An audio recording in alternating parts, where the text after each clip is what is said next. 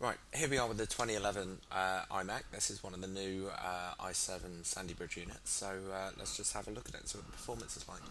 Firstly, let's look at which one it is. There we go.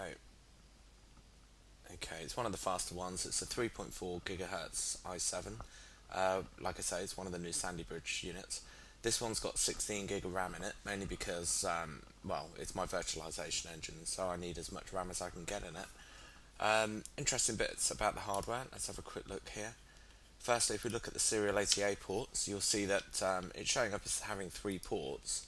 What's interesting, if you look at the 2 ports down here, they're 6 bits, so they're SATA 3, 6 gigabits, so they're SATA 3 enabled. There's actually 2 SATA 3 ports. The third one, which has the DVD drive on, is only SATA 2 speeds. Okay. A little bit frustrating. I couldn't upgrade the internal drive to an SSD, unfortunately, because the fans started ramping up. I'll talk about that in the actual blog, because that is a bit of a restriction. Other interesting bits on the hardware, if we look at the memory, for example, you'll see that there's actually 4 banks of RAM. That makes upgrading it to 16 gig a lot cheaper than, say, for example, the MacBook Pros that only have 2 slots, because you can essentially use 4 gig chips rather than the 8 gig chips that you need for the MacBook Pro. For example, I put 16 gig of RAM in this for about £120, which I think is pretty much a bargain. You'll also see down here the Thunderbolt ports. I've not currently got anything plugged in. I was using the Thunderbolt port to plug into another Apple Cinema display, but I ran into issues with the screen flashing, which again I'll talk about a little bit more on the blog. So, what's the general performance like? Well, I'm used to a machine with an SSD in it, so using a machine with a physical drive can feel a little bit restrictive. To be fair, the drive that's in this unit is not that bad. If we look at the stats here, you'll see that the read and write speeds are about, well, 120 megabits per second. It's roughly about maybe just under half what I get for my SSD and my MacBook Pro. You do feel it, certainly when you're opening a lot of applications. Okay, I mean, if I fire up some Office apps, you can see what I mean.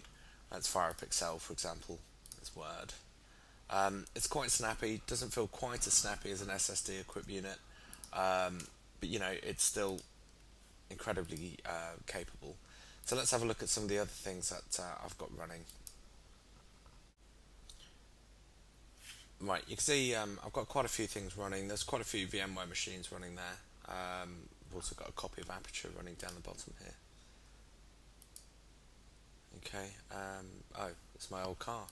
This is where my screen name comes from, by the way. It's very, very quick, very fluid. Again, it doesn't feel quite as quick as my SSD equipped MacBook Pro, but it's not going to, is it? Let's have a look at some of the performance benchmarks. This is my Office desktop. It's my normal work one. Let's have a look at the Windows Performance Index.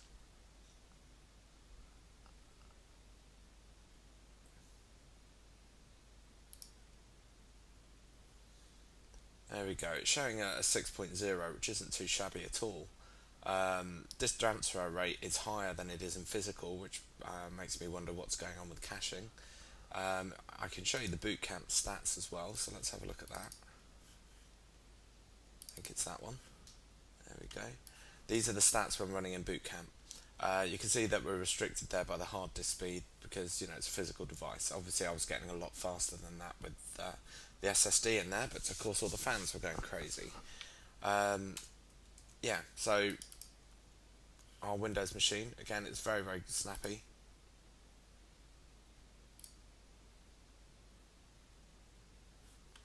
Bear in mind I've actually got quite a bit running at the moment. I mean, if you look there, you'll see that I've got, what, 1, 2, 3, 4, 5 virtual machines, a copy of Aperture running. It's very, very capable.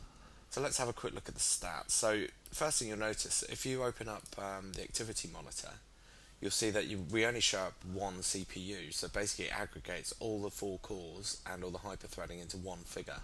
That's different to what you'll see in Windows. If we jump across to Windows, you'll see in Task Manager, you'll see that it shows all of the cores and all the hyperthreading running.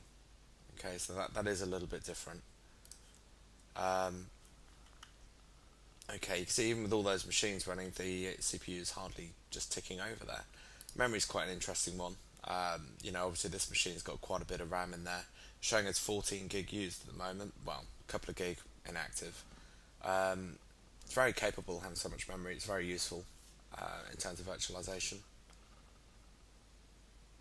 Okay, so let's have a look at some of the performance stats. So here's our Xbench figures for the iMac. So let's compare it to that of the MacBook Pro.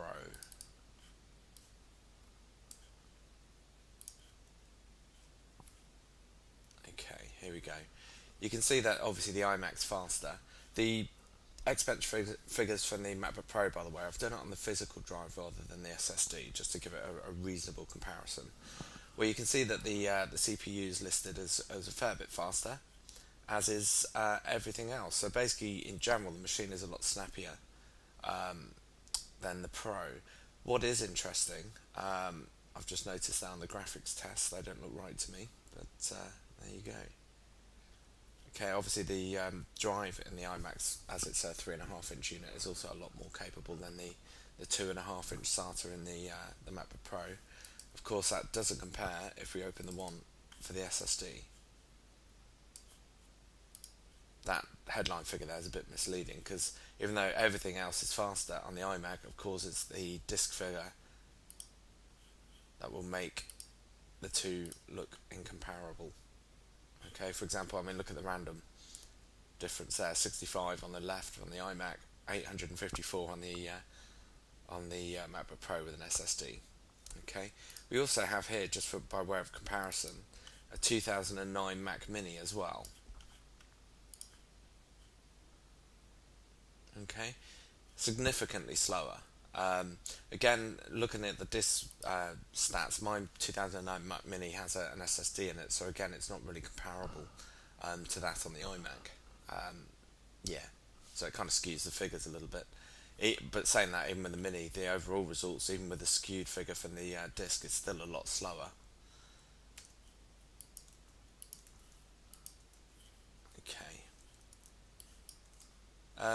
Yeah, so there's the 2011 iMac. It's a good bit of kit. It's certainly fast. It scales very well for virtualization, which is of course the main thing that I use it for.